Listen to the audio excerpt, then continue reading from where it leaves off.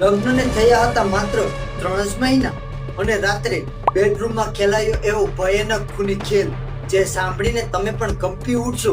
તો મિત્રો, શું છે આ ઘટના અને ક્યાંની છે આ કહાની, આવો જાણીએ. તો નમસ્કાર મિત્રો, હું છું રોહિત પ્રજાપતિ.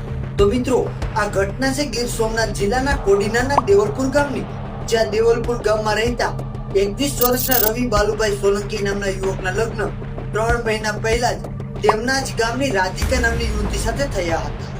શરૂઆતમાં તો બધું જ બરાબર ચાલ્યું, પણ છેલ્લા 3 દિવસથી ઘરમાં નાની નાની વાતોમાં મોટો કંકાસ શરૂ થયો હતો.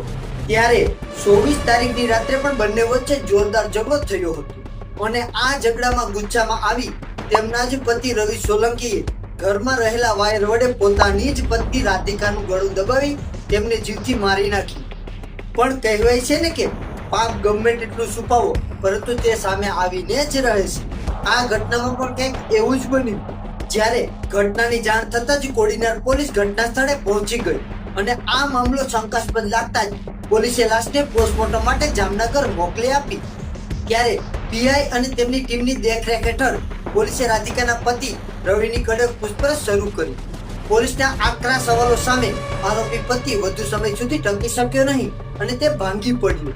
ત્યારે તેણે પોલીસ સામે કબૂલાત કરી કે તેની પત્ની છેલ્લા 3 દિવસથી જમતી ન હતી અને ઘરમાં કલેશ થતો હતો, જેના કારણે ગુચ્છામાં આવી અને તેણે જ વાયરથી તેની પત્નીને ગળે ટૂંકો આપી દીધો હતો. ત્યારે પોલીસે ગણતરીના કલાકોમાં જ આ હત્યાનો ભેદ ઉકેલી આરોપી પતિને જલના સળિયા પાછળ ધકેલી દીધો છે. અને ઘરના નાના મોટા ઝઘડામાં આટલું મોટું પગલું ભરનાર આવા શખ્સને કેવી સજા મળવી જોઈએ તે કોમેન્ટ બોક્સમાં કોમેન્ટ કરી અને જરૂર જણાવજો. અને તમે અમારા આ વિડીયોમાં નવા આવ્યા હોય તો વિડીયોને લાઈક કરી અને ચેનલને સબસ્ક્રાઇબ કરી દેજો.